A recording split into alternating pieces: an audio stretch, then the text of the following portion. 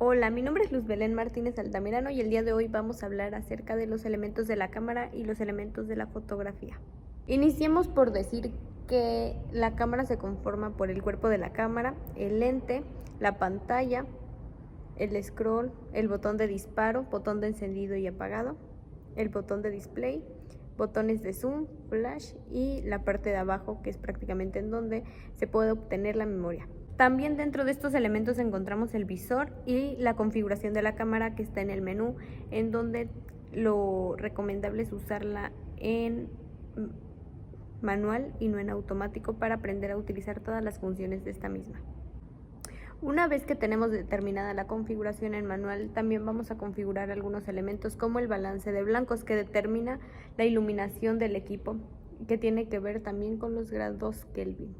Otros de los elementos importantes para obtener una buena fotografía son los puntos de enfoque, que es prácticamente apuntar a la mitad de la fotografía que vamos a tomar. Los modos de medición, que se dividen en modo evaluativo y prácticamente es la medición evaluativa al tomar una foto, y de esta misma vamos a tomar en cuenta el formato, el tamaño y el balance de blancos. También otro punto importante es la exposición gráfica, que prácticamente es los modos en que se mide la luz de la fotografía.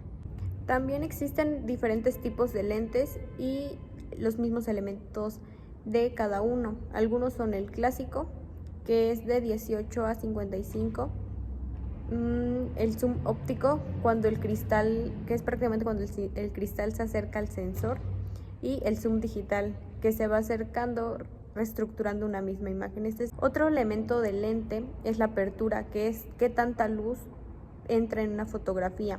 También se mide en milímetros. Y las características principales del lente son el botón de enfoque, que se divide en dos, automático y manual. El botón de estabilizador sirve para la estabilidad de la fotografía. El anillo de zoom, que sirve para acercar o alejar objetos. Los anillos de enfoque, que prácticamente sirven para colocar una imagen nítida si solo tenemos un lente. La apertura, que identificamos con el número 1. Existen distintos tipos de lente, algunos de ellos son el lente fijo, que nos sirve para tomar fotos luminosas, el lente macro, que es para tomar fotos muy cercanas a un objeto, el telefoto y el ojo de pez.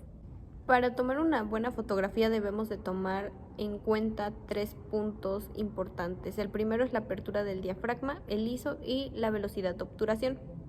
La apertura del diafragma se encuentra en el lente y tiene dos funciones. Primero, la luminosidad, que es prácticamente controlar la iluminación de la fotografía, y la segunda es la profundidad de campo.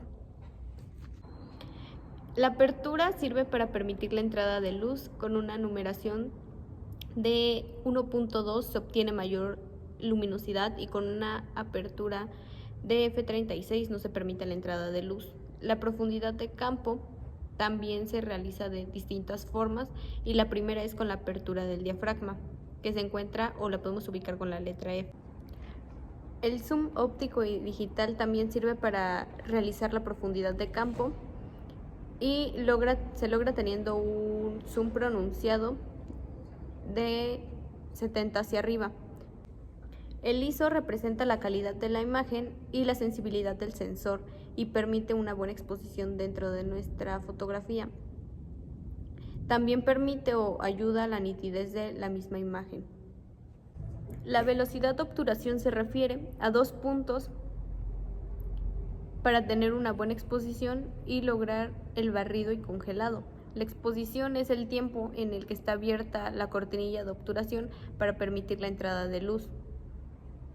El barrido y congelado se refiere a congelar un objeto en movimiento colocando una velocidad de obturación alta, porque entre mayor velocidad también se obtiene mayor tiempo para capturar la imagen.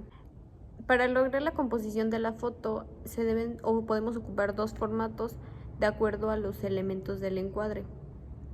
Y para ello también podemos ocupar o seguir los elementos básicos de este mismo, pero lo más importante de la composición es persuadir al público de lo que buscamos transmitir y persuadir.